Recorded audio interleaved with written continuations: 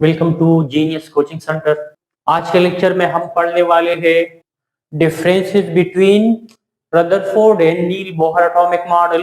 Differences between Rutherford and Niels Bohr atomic model, इनके दरमियान क्या फर्क है दोनों में। तो इस साइड पे है रदरफोर्ड, इस साइड पे नील बोहर के पॉइंट्स है। एक साइड पे रदरफोर्ड और इस साइड पे हमारे पास नील बोहर के पॉइंट्स है।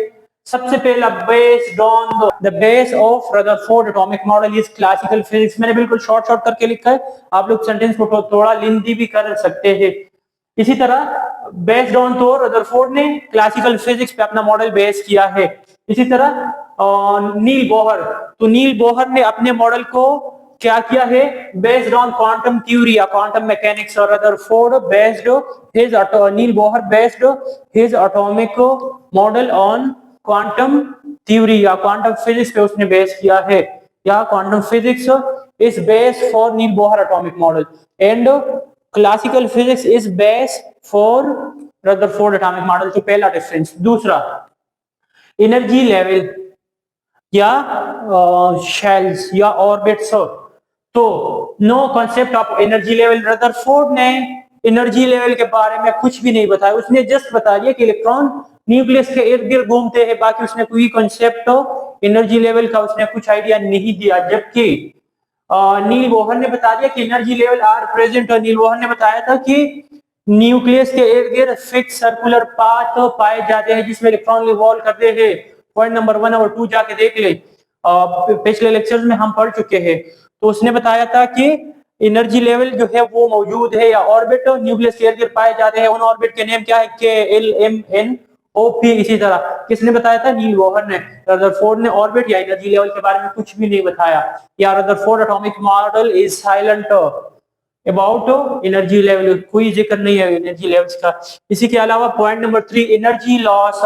एनर्जी किस तरह लॉस करते हैं, या अगर इलेक्ट्रॉन घूम रहे हैं न्यूक्लियस के तो एनर्जी को लॉस करेंगे या नहीं करेंगे।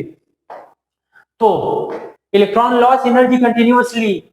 रदरफोर्ड ने बताया था कि जब इलेक्ट्रॉन रिवॉल्व करते हैं न्यूक्लियस के इर्द तो वो एनर्जी को कंटिन्यूअसली लॉस करेंगे। जबकि नील बोहर ने बताया था कि electron do not loss energy in an orbit. Electron जब तक कांस्टेंट ऑर्बिट में है तो वो एनर्जी को लॉस या गेन नहीं करते। जबकि रदरफोर्ड ने बताया था कि इलेक्ट्रॉन जब रिवॉल्व करेंगे तो ये एनर्जी को क्या करेंगे, लॉस करते हैं कंटिन्यूअसली। तो एक ये आप लोग पॉइंट इस तरह भी बना सकते हैं, मतलब यहाँ से एक दूसरा पॉइंट भी निकाल सकते हैं।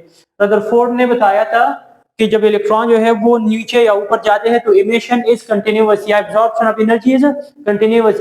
जबकि नील बोहर ने बताया था कि इलेक्ट्रॉन जब न्यूक्लियस से दूर जाते हैं तो एनर्जी एब्जॉर्ब करते हैं, या जब करीब आ जाते हैं तो रिलीज करते थे एनर्जी। तो उसने बताया था कि ये जो रिलीज है ये कंटिन्यूअसली नहीं करते बल्कि छोटे छोटे पैकेट के फॉर्म में कर सकते। तो आप लोग यहाँ पे पॉइंट नंबर 4 एक और पॉइंट भी यही से निकाल सकते हैं। Number 4, spectrum. रदरफोर्ड ने बताया उसने स्पेक्ट्रम का कोई जिक्र नहीं किया अपने मॉडल में। या इस तरह आप लोग लिख सकते हैं कि एनर्जी लॉस जो है वो कंटिन्यूअसली एनर्जी लॉस होती है। तो जब एनर्जी लॉस कंटिन्यूअस है तो spectrum will also be continuous. बेटा स्पेक्ट्रम जो है वो पहले डिटेल में कर चुके हैं, आप लोग जो है पिछले लेक्चर जो है उसमें देख ले, स्पेक्ट्रम वहां पे प्रॉपर्ली डिफाइन है। अगेन बता रहा हूँ कि जब हम लाइट को प्रिज्म से पास करते हैं तो वो डिफरेंट कलर में डिस्पर्स हो जाती है लाइट, या डिवाइड हो जाती है इनटू 7 कलर्स। तो डिवीजन या डिस्पर्जन को हम स्पेक्ट्रम कहते हैं। फिर वो कि वो जो कलर है वो कंटिन्यूअस है या उसके गैप फिर थोड़ा सा ऐसे गैप के फॉर्म में। तो इसने बताया था कि आप लोग ये लिख सकते हैं कि उसके मॉडल में स्पेक्ट्रम का कोई जिक्र ही नहीं है, या ऐसे कि उसने जो स्पेक्ट्रम बताया था, या according to his model spectrum will be electron, या जब इलेक्ट्रॉन ऊपर जाता है या जो नीचे आता है तो मतलब जो स्पेक्ट्रम प्रोड्यूस होता है वो स्पेक्ट्रम विल बी कंटिन्यूअस हो। जबकि नील बोहर के मुताबिक जब वो line spectrum was explained, Niels Bohr ने लाइन स्पेक्ट्रम को एक्सप्लेन किया है। अकॉर्डिंग टू रदरफोर्ड अगर हम देखेंगे तो कंटिन्यूअस स्पेक्ट्रम प्रोड्यूस होता है। जिस नील बोहर ने बता दिया कि जो स्पेक्ट्रम प्रोड्यूस होगा वो कंटिन्यूअस नहीं होगा बल्कि लाइन स्पेक्ट्रम प्रोड्यूस होता है। अकॉर्डिंग टू रदरफोर्ड स्पेक्ट्रम उसके मॉडल के मुताबिक कंटिन्यूअस स्पेक्ट्रम प्रोड्यूस होता है क्योंकि एनर्जी लॉस कंटिन्यूअस है। और यहाँ पे इसने बता दिया कि एनर्जी लॉस जो है वो डिसकंटिन्यूअस या छोटे छोटे पैकेट के फॉर्म में है, तो फिर जो स्पेक्ट्रम प्रोड्यूस होगा वो भी कंटिन्यूअस नहीं बल्कि लाइन स्पेक्ट्रम ही प्रोड्यूस होता है। Number 5 stability of an atom, atom stable है या नहीं है। तो रदरफोर्ड ने he could not explain stability, वो काबिल नहीं हुआ या उसका मॉडल जो है वो लिमिटेड था, उसने एटम की स्टेबिलिटी को एक्सप्लेन नहीं किया। मतलब इस पॉइंट का ये जब इलेक्ट्रॉन मुसलसल रिवॉल्व कर रहे या मुसलसल एनर्जी लॉस करेंगे तो किसी भी बॉडी जानदार है या बेजान उससे एनर्जी निकाल ले तो वो जो है वो तो स्टैटिक फॉर्म में आ जाते हैं। तो इसी तरह इलेक्ट्रॉन जब मुसलसल एनर्जी लॉस कर रहे हैं ना, या तो ये कि कहीं और से ये एब्जॉर्ब भी कर रहा है, अगर इस तरह नहीं कर रहा तो फिर तो वो उसके पास एनर्जी खत्म हो जाएगी, वो न्यूक्लियस में गिर जाएगा, एटम जो है वो कोलैप्स हो जाता है अकॉर्डिंग टू रदरफोर्ड। आप लोग पूरा उसको अलग पॉइंट में भी कर सकते हैं कि atom will collapse according to Rutherford atomic model, और एटम जो है will remain stable या will not collapse according to Niels Bohr को आप लोग इसको अलग पॉइंट भी कर सकते बना सकते। He could not explain stability, उसने स्टेबिलिटी को एक्सप्लेन नहीं किया, या वो he was unable to explain, his model could not explain stability। ही का मतलब आप लोग प्रॉपर लिख ले कि Rutherford atomic model cannot explain the stability of an atom।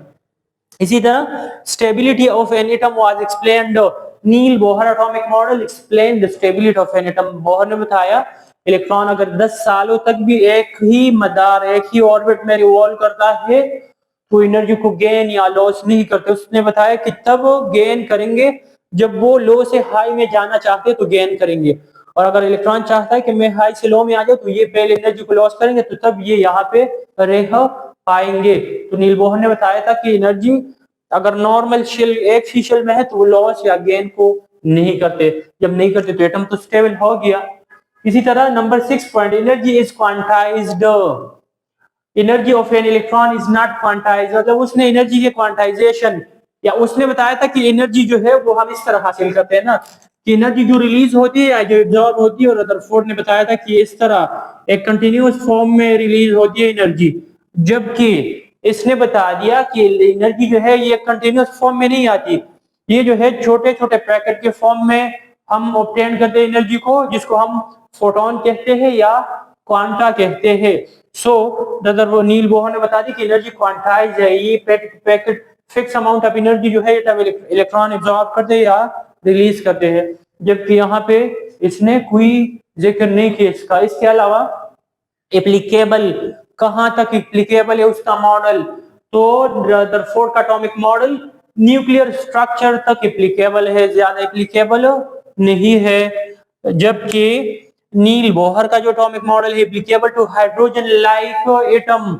काफी डिटेल में हम पढ़ चुके हैं limitation of Niels Bohr, lecture number 5 या 6 आप लोग वहां से फिर कर सकते हैं कि क्या हाइड्रोजन मतलब जिनके पास एक इलेक्ट्रॉन हो तो उसके लिए एप्लीकेबल है। फॉर एग्जांपल हाइड्रोजन में एक इलेक्ट्रॉन है He+1, हीलियम पे अगर +1 चार्ज आ जाए तो ये उसके लिए भी एप्लीकेबल है। He के बाद जो है Li है जिसमें 3 इलेक्ट्रॉन है, अगर हम 2 निकालेंगे तो एक बच जाता है तो फिर भी एप्लीकेबल है। बेरिलियम में 4 इलेक्ट्रॉन है, 3 निकालेंगे तो एक बचता है तो उसके लिए भी एप्लीकेबल है। पॉइंट ऑफ व्यू से इंपॉर्टेंट है लेकिन वो इससे इतना रिलेटेड नहीं है, लेकिन यहाँ पे सिर्फ ये है कि हाइड्रोजन लाइक एटम के लिए क्या है एप्लीकेबल है ये मॉडल। 2 इलेक्ट्रॉन आ गए, 3 आ गए, 4 तो फिर एप्लीकेबल नहीं है ये मॉडल। इसके अलावा इलेक्ट्रॉन मूवमेंट, इलेक्ट्रॉन किस तरह मोशन या मूवमेंट करते हैं।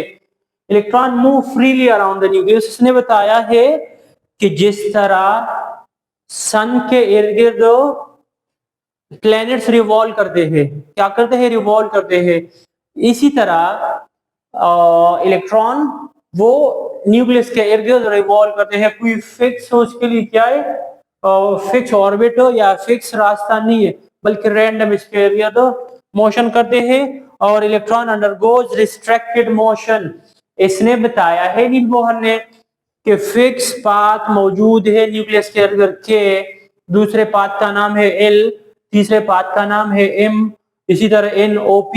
उसने बताया है रिस्ट्रिक्टेड मोशन के मतलब इलेक्ट्रॉन सिर्फ उसी पाथ पे वो घूम सकते हैं, इससे बाहर या इसके अंदर जो है ये नहीं घूम सकते, मतलब बीच बीच में ये नहीं घूम सकते। अगर वो रास्ता है तो उस पे ये क्या कर सकते हैं मोशन शो कर सकते हैं। इसके अलावा नंबर 9 फॉर्मूला, तो इसके मॉडल के लिए his model do not have any formula, किसी उसका जो मॉडल था उसके लिए कोई फॉर्मूला नहीं है, मतलब कि मैथमेटिकल इक्वेशन इसके लिए नहीं है। जबकि नील बोहर ने एनर्जी लॉस या गेन के लिए या एनर्जी कैलकुलेशन के लिए फॉर्मूला डिराइव किया था, तो वो है क्या डेल ई एनर्जी डिफरेंस बराबर है E2 माइनस E1 का। तो अगर फिर भी कोई क्वेश्चन है, कंफ्यूजन है, तो आप लोग लास्ट में पूछिएगा। और ये क्वेश्चन बुक में प्रॉपर नहीं था, तो इस वजह से मैंने इसका एक अलग लेक्चर बना लिया, वरना रदरफोर्ड नील बोहर का हम प्रॉपर लेक्चर अपलोड कर चुके हैं, इसके डिफेक्ट्स और सब कुछ। तो अगर वो नहीं है क्लियर तो पहले जाके उनको डिटेल में पढ़ ले, क्योंकि वो पेपर पॉइंट ऑफ व्यू से वो भी इंपॉर्टेंट है। 2 लॉन्ग हो गए, फिर उसके बाद ये एक अलग लॉन्ग क्वेश्चन नंबर 3 है, ये भी आ सकता है पेपर में। प्रॉपर नहीं था क्वेश्चन में, मैंने प्रॉपर जो है वो तैयार कर दिया, तो आप लोग इसको जो है तैयार कर ले और याद कर ले, आसान है। आपके लिए अल्लाह हाफिज, फिर मिलते हैं अगले लेक्चर में।